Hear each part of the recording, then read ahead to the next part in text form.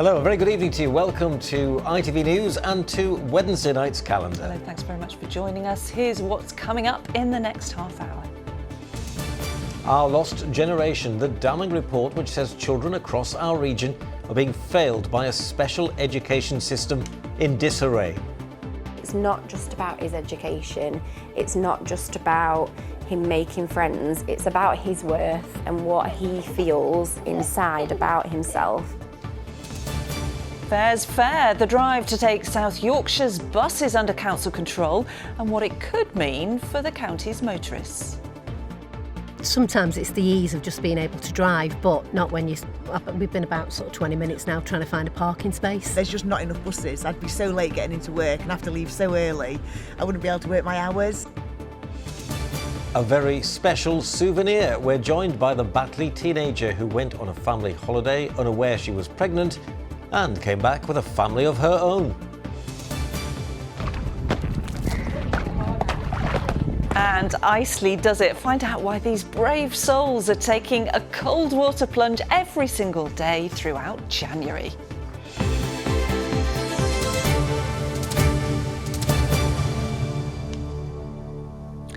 Well, first tonight, to the warnings that there could be a lost generation of children failing to reach their potential if the broken special educational needs system is not fixed urgently. In a damning report, the Public Accounts Committee found a system in disarray, one where children and support for children often relies on postcodes and where some families are waiting months, even years, to get the right help. Parents have lost confidence and council budgets are increasingly being pushed to the brink in what the report described as an emergency that's been allowed to run and run.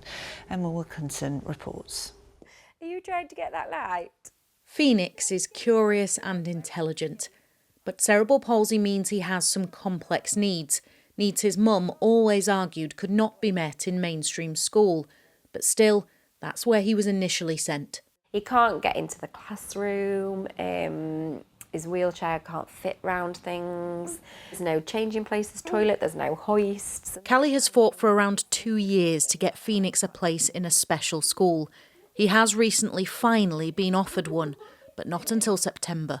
He's so ready to be out of the home, to socialise with his friends. But the fact that we then still had to wait another year for that to actually be available to him, when if they'd have met their timelines that they've put in place, we would have had that for last September. You get used to it, which is the worst part of this journey, is that you get used to the systems letting you down so much. In Leeds, Bo's family feel that way too. And you can shut it down. She has a thirst for knowledge, but has been without full-time education for 2.5 years. She has autism and suffers with anxiety, and despite her parents' best efforts, they haven't been able to get her a place in a special school.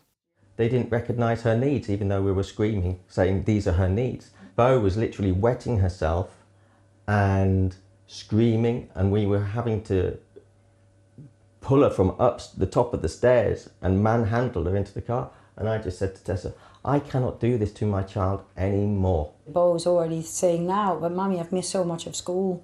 I'm scared. At some point, she might be quite far behind, and then that's not fair on her either, because that's then a massive extra stress on top of all her other anxiety she already has. And this, says a new report by the Public Accounts Committee, is something many parents can relate to. A system that is chaotic and adversarial.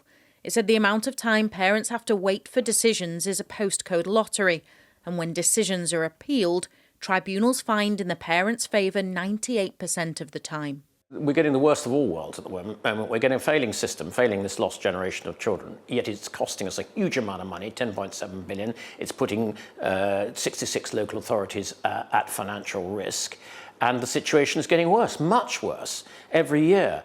Today, the Education Secretary insisted to MPs that the government is determined to change things for children who have been forgotten for too long. There is much more that we need to do around creating specialist provision for children within mainstream. Through the budget, an extra £1 billion going in to support for children with SEND, additional investment around capital. But this is a complex and challenging area in terms of the longer term reform that I believe is required. The report is clear, though, that change is needed as a matter of urgency. Otherwise, a generation of children could leave school without the kind of help Callie has had to fight so hard for. Emma Wilkinson, ITV News, Chesterfield.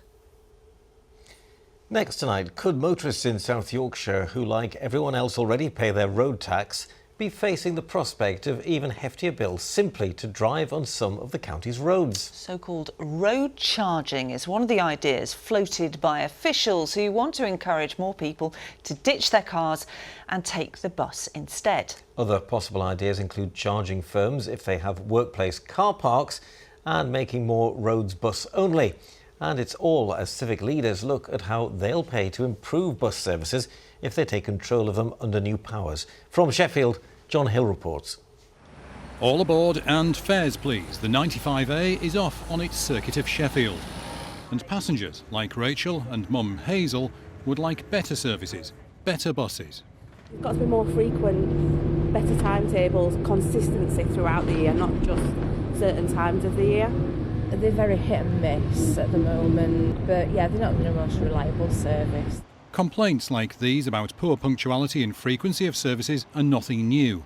What is new is that South Yorkshire's civic leaders look set to vote to take control of all bus services, replacing the current privatised free-for-all that has existed since the 1980s. But does it come at a price to be paid by motorists with ideas such as road charging and paying to park at your workplace? We'll be able to control the routes that the buses run. We'll be able to control the timetables, so when they run, the fare prices, the quality standards, and we would own the fleet, which at the moment is older than average nationally, and we'd be able to own the depots as well. Drivers may be worried, will I have to pay to park at work? Will I pay to have to drive on the roads? Will I have fewer roads to drive around in South Yorkshire to improve the bus services? That's a fair worry, isn't it? So we want to give people choices, and we haven't made any decisions about road pricing or workplace parking charges. That's all up for discussion as part of a wider integrated transport network.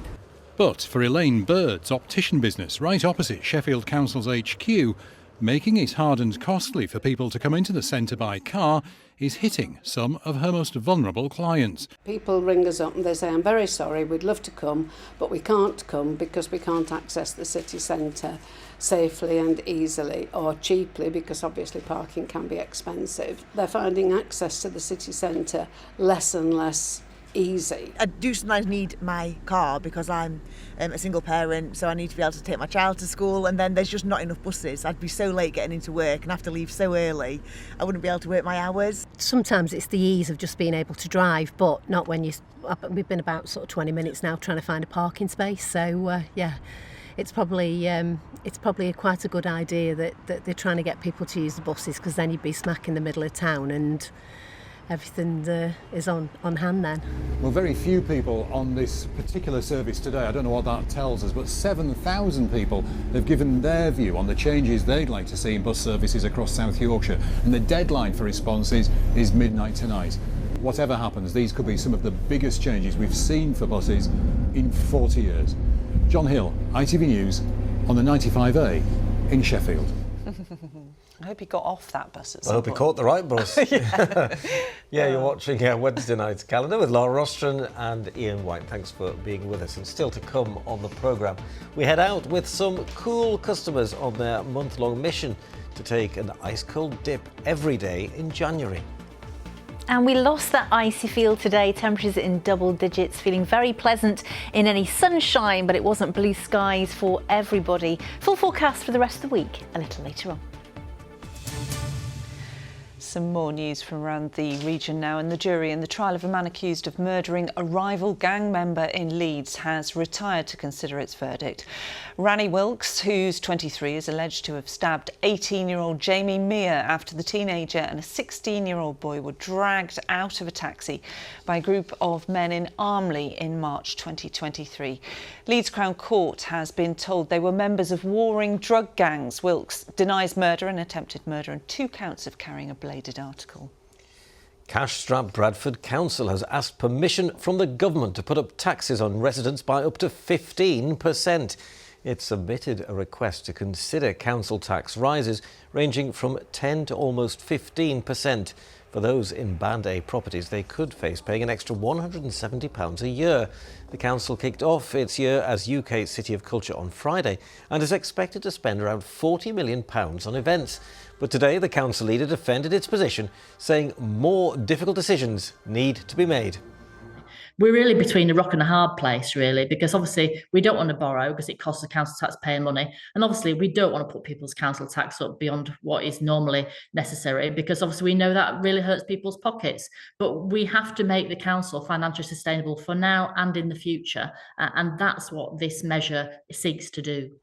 A little bit of sport news now, and Leeds United forward Joe Gelhardt has signed for Yorkshire Championship rivals Hull City on loan to the end of the season. The 22-year-old had fallen down the pecking order at Elland Road and last appeared as an unused substitute when Leeds drew 3-3 with the Tigers earlier this month. Meanwhile, United midfielder Charlie Crew has joined League Two Doncaster Rovers.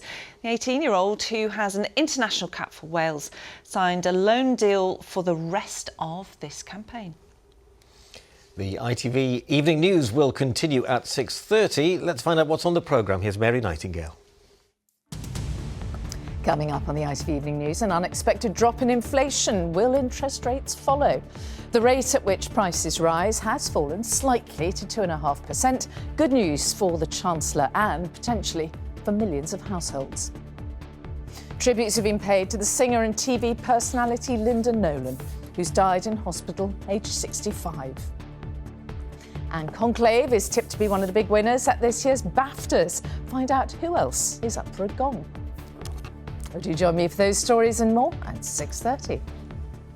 Thank you, Mary. First, though, when Iona Miller from Batley booked a holiday in Turkey to celebrate her 18th birthday, well, she wasn't expecting to spend time in hospital having a baby. In fact, she had absolutely no idea she was pregnant. Iona was taken to hospital with back pain, but she ended up giving birth to a baby girl. After little Alana arrived, they ended up being stuck in Turkey along with new grandma Sarah while the British and Turkish authorities sorted out the paperwork and a passport for the new arrival. Well, I'm delighted to say that they've now made it home to West Yorkshire, and they joined us in the studio earlier along with Dad Bailey.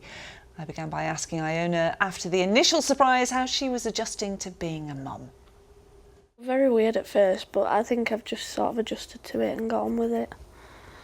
I know that a lot of people, when you were on calendar just before Christmas and I was chatting to you, you were stuck out there, and people said to me, she must have known she was pregnant. See, they said, so the hospital explained it because a lot said that, and we couldn't figure it out either, and the hospital said that it's called a cryptic pregnancy, so it's like your body denying being pregnant. But really, because I mean, I've had 2 babies and I very much felt pregnant, very much felt them, and lots of people watching will think, oh, I felt that I was pregnant. But that wasn't the case for you at all, was it? No, I was still playing rugby and everything. I was just living life as normal. But you said you did have a bit of backache. Yeah, but I injured my spine in rugby in 2022, so we just put it down to that. Meanwhile, of course, back home in the UK, in West Yorkshire, was Bailey, who was just getting on with his life, thinking that you were having a lovely holiday. And then you got a phone call. Tell us what happened, Bailey. I was going down to my sister's. I get a phone call off Sarah saying, are you sat down? I'm like, yeah, why? It's like, yeah, Dad. I thought they were joking. I was laughing. And then she FaceTimed me. And then their line of war. What did you think when you saw her? I started crying. That's all I did. And what were those tears? Were they joy? Were they confusion? Everything.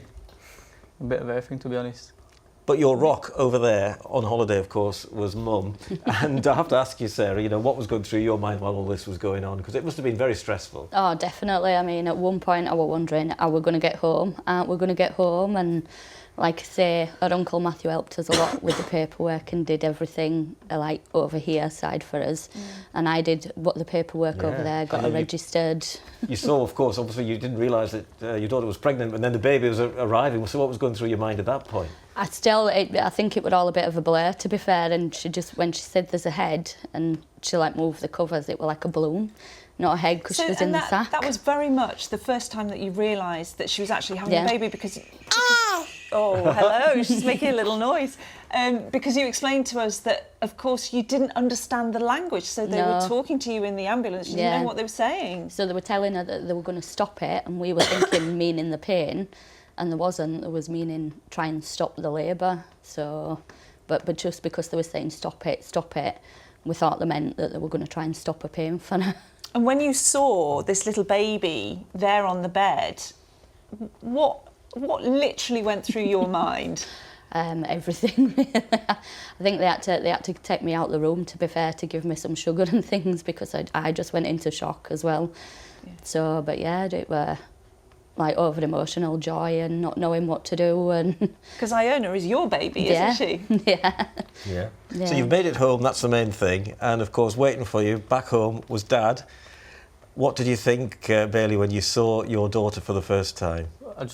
Beautiful. I just grabbed her straight off her, like, give me her. Because most of us have time to get our heads around the fact that a baby is coming into our lives. Neither of you had that, and yet both of you, I can see you've both just fallen head over heels in love with her. Definitely. Very natural, just the way you're holding her. Just it was all meant to be, wasn't it?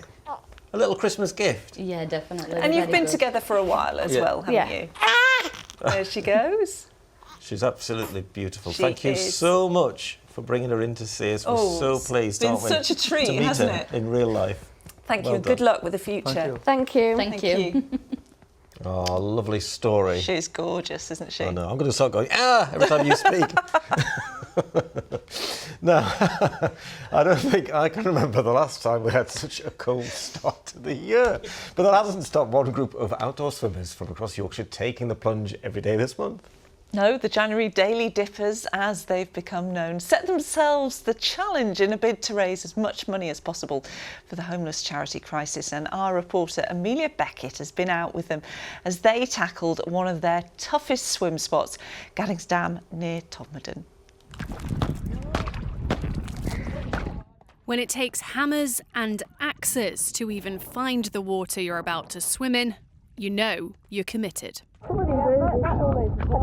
But to even reach Gaddings Dam near Todmorden, this group of daily dippers have climbed a mile through wind, rain, snow and a whole lot of fog. Even the sheep look worried. But all of this is to raise money for the homeless charity crisis. For the last 8 years, this group from across Yorkshire have swum outdoors every day in January, come rain, shine or ice. We're all here for one reason, that's to raise loads of money for crisis and to make a difference to people's lives, hopefully. I think one of the things that we've really thought about this year more than other years is the isolation with the weather, and we've not been able to get together, and just like reflecting on the isolation that people without a home feel and experience every day. We've had some beautiful snowy, crisp days, but today we've got definitely all of the weather up here. You can probably tell it's extremely wet, very windy and pretty cold. But I can't really complain because they're all about to get in that after just breaking the ice. Welcome to the hot tub. Oh. And yet, no matter how cold it might be, they're doing a very good job at hiding it.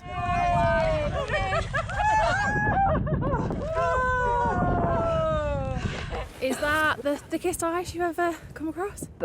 Yeah, most definitely. Took quite some getting through, as you saw, to get into that.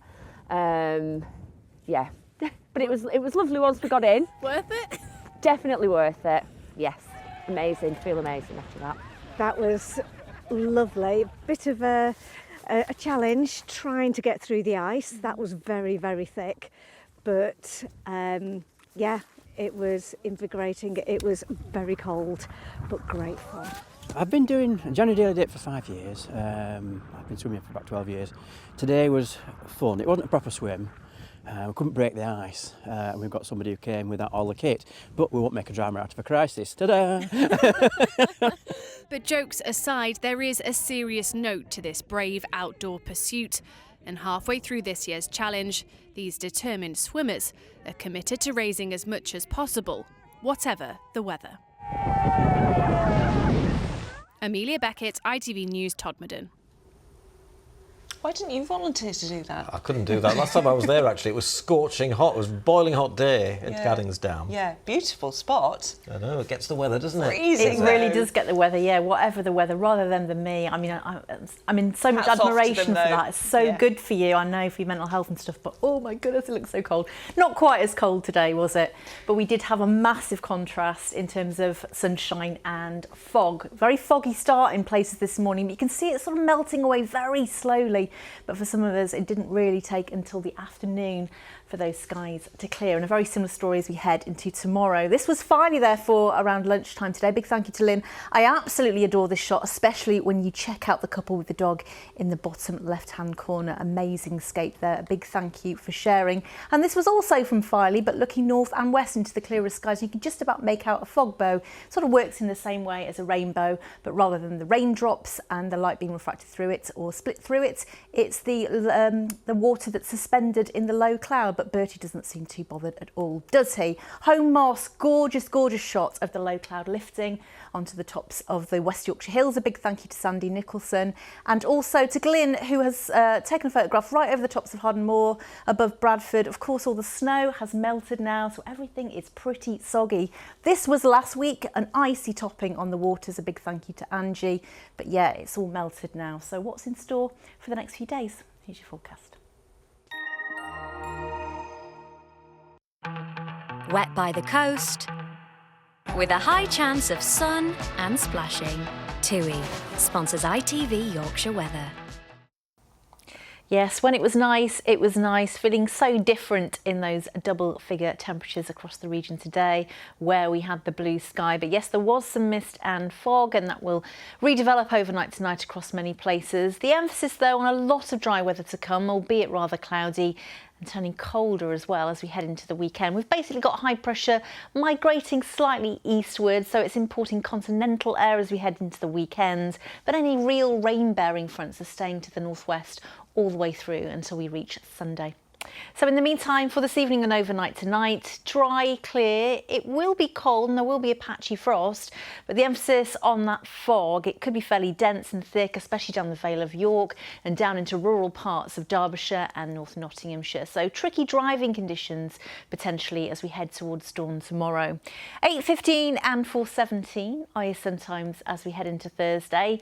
Yeah, tricky driving on the region's roads first thing. Do take care, but otherwise the fog is likely to thin and lift and give us a lovely dose of sunshine into the afternoon. And if you've got the blue sky and the light winds, despite being less mild than it was today, we're still pretty much where we'd expect for the time of year. It's a pretty pleasant afternoon if you can get away from the lingering mist and fog, highs of around 7 or 8. As we head through into tomorrow night, again that northwest-southeast split to start, but the cloud invades from the continent and a fairly grey start as we head into Friday, and that sets the scene for the weekend. It will be mostly dry, fairly cloudy with light winds, but definitely on the chilly side. TUI sponsors ITV Yorkshire Weather.